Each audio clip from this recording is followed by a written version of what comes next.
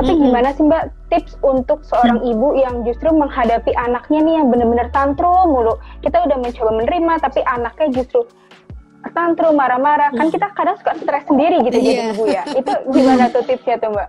Iya, pasti banget ya. Karena gini, perilaku anak itu kan seringkali memang unpredictable ya. Kita sebenarnya udah setting nih ya. Kita mungkin Mbak Rizka juga tahu.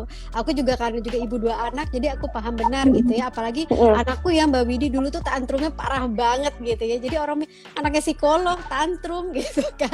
Jadi kadang-kadang kita nggak bisa kontrol itu ya, karena setiap anak beda-beda. Nah, yang paling penting sekali menghadapi anak yang sedang tantrum itu adalah ketenangan kita dalam menyikapi dia. So kalau dia tantrum di tempat umum, nggak usah peduli orang-orang di sekitar kita. Fokus kita adalah pada anak dan kita sendiri. Kitanya tenang, angkat anaknya, pindahkan ke tempat yang sepi, karena mungkin dia overwhelming sama situasinya kan.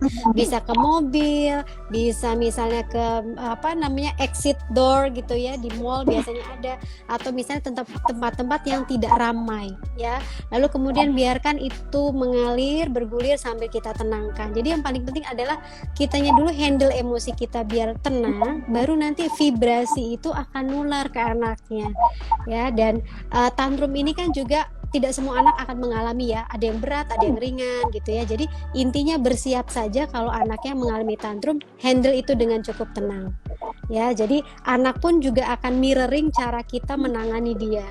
Itu yang paling utama sih gitu. Oke, berarti seorang ibu dalam menghadapi anak tantrum itu kitanya harus tenang ya Mbak Irma? Tenang dulu, ibu dan bapak gitu ya. Jadi ibu dan bapak, fokus energinya itu hanya pada kita dan anak kita. Nggak usah peduliin orang yang akan menghakimi ya, terus punya prasangka apa itu nggak usah dipusingin, karena kita nggak bisa kontrol mereka ya gitu. Jadi intinya adalah kita mindful aja sama kehadiran kita untuk bantu anak untuk lebih tenang. Itu sih yang biasanya sangat mempengaruhi anak menjadi lebih calm gitu.